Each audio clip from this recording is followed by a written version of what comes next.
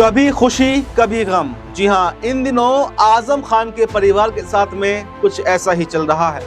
अभी पिछले कुछ समय में देखा गया कि आजम खान और उनके पूरे परिवार की मुश्किलें कम हो रही थीं, लेकिन एक बार फिर से उनको बड़ा झटका अब सरकार से लगा है। जी हाँ, नमस्कार, नेक्स्ट 9 न्यूज पर आपका बहुत बहुत स्वागत है और मैं हूं आपके साथ वफा अब्बास। एक तरफ जहां देखा जा रहा था एक के बाद एक तमाम मामलों में आजम खान को जमानत कोर्ट से मिल चुकी है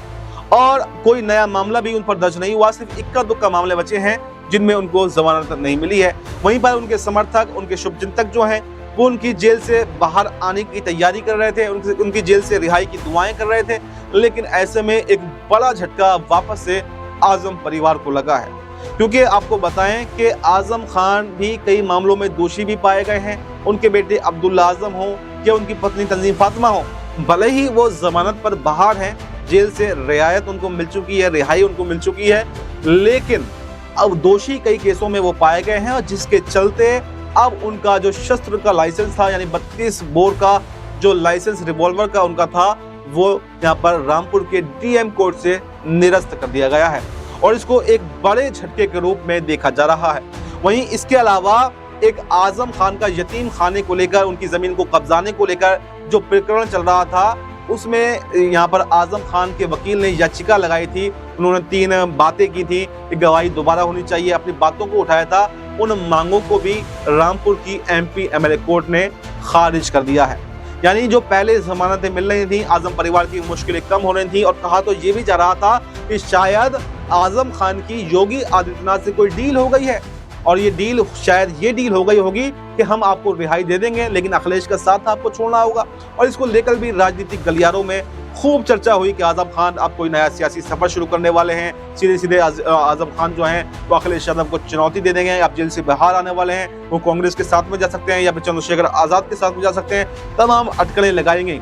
लेकिन अब जो वापस से यहाँ पर आजम परिवार की मुश्किलें बढ़ी हैं, वापस से ये सस्पेंस बन गया है कि क्या वाकई कोई डील यहाँ पर योगी आदित्यनाथ से हुई भी है या फिर सिर्फ अफवाह ही ये फैलाई जा रही थी। लेकिन एक सवाल, एक सस्पेंस अभी भी बना हुआ है। वो सवाल, सस्पेंस ये है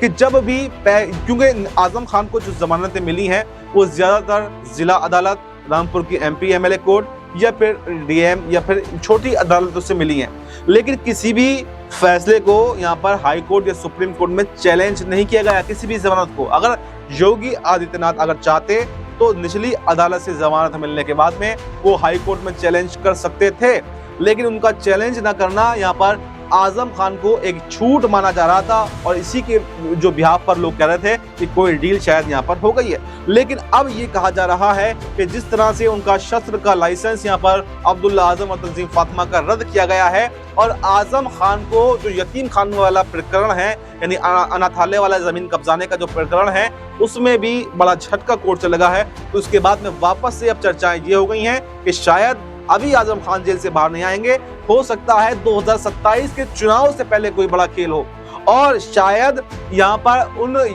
जमानतों को चैलेंज अभी यूं नहीं किया गया है क्योंकि आजम खान को रिहाई नहीं मिली है। जैसे ही आजम खान की रिहाई होने का करीब वक्त आएगा तो बिल्कुल सरकार जो है उन मामलों को हाई कोर्ट या सुप्रीम कोर्ट में चैलेंज कर सकती है जो उनको राहत दी गई। यानी अगर कहें तो कश्मकश में अभी आजम खान और उनका परिवार पड़ा हुआ है। जैसे मैंने शुरू में कहा, एक कभी खुशी कभी गम वाला दौर ये आजम खान के लिए चल रहा है, क्योंकि कभी रियायत मिलती है, समर्थकों में खुशी दौड़ती है, शुभचिंतक उनके मिठाइयां बांटने लगते हैं, लेकिन वापस से एक खबर आती है कि उनकी मुश्किलें बढ़ गई हैं, उनकी जमानत याचिका खारिज हो गई है, उनकी बातों को नहीं माना गया है, तो वापस से एक मायूसी सी जो है वो छा जाती है। तो ऐसे में अभी भी एक सवाल, सस्पेंस तो ये बना हुआ है कि जिस तरह से नाराजगी आजम खान और अखिलेश यादव के बीच में है, क्या 2027 के चुनाव से पहले आज अखिलेश यादव कोई दांव पेच बड़ा खेल सकते हैं और क्या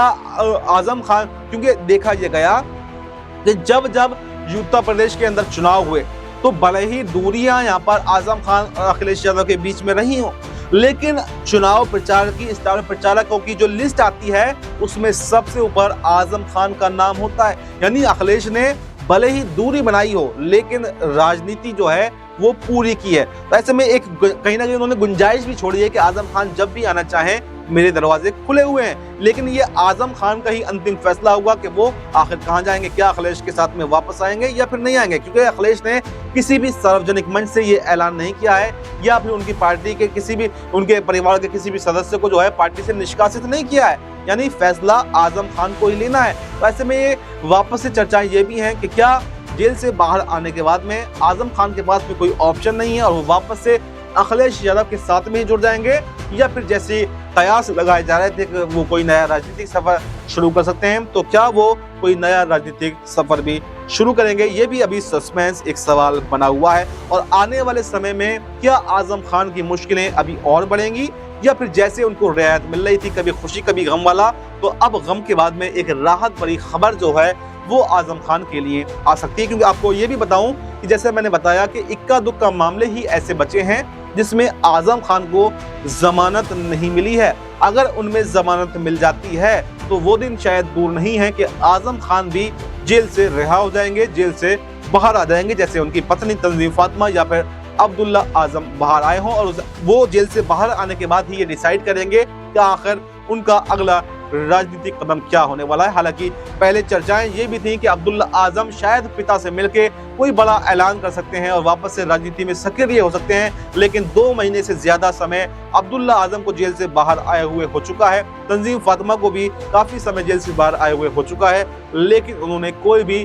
नया राजनीतिक सफर का ऐलान नहीं किया है और ना ही उन्होंने अखिलेश से जो है कोई सहमति जताई है या फिर कोई भी मुलाकात जो है वो यहाँ पर उनसे की है। तो ऐसे में सस्पेंस तो ये अब भी जरूर बना हुआ है कि आजम खान का अगला राजनीतिक कदम क्या होगा और क्या वो राजनीति से संन्यास ले लेंगे, क्योंकि पूरी जिंदगी उनकी राजनीति में बीत गई, इसलिए संन्यास तो लेना काफी मुश्किल बताया जा रहा है। लेकिन क्या वो फैसला लेंगे, देखना अब काफी दिलचस्प होगा कि आने वाले समय में कोर्ट से या सरकार की तरफ से आजम खान को राहत मिलने वाली है या फिर उनकी मुश्किलें जो हैं वो और भी ज्यादा बढ़ने वाली हैं। जो उनको जमानतें मिली हैं, क्या उनको हाई कोर्ट या सुप्रीम कोर्ट में चैलेंज अब किया जाएगा या फिर राहत भरी खबर जो है आजम खान को मिल सकती है, और क्या उनका अगला राजनीतिक कदम होगा, ये भी एक जो है सस्पेंस बना हुआ है। और तमाम हालांकि उनके शुभचिंतक जो हैं वो लगातार जानने की कोशिश कर रहे हैं, अब्दुल्ला आजम से मीटिंग कर रहे हैं, सबसे बातचीत कर रहे हैं, लेकिन अभी तक कोई निष्कर्ष निकल कर नहीं आया है। 2027 के चुनाव से पहले ही शायद आजम खान कोई बड़ा फैसला लेंगे और धमाके के साथ में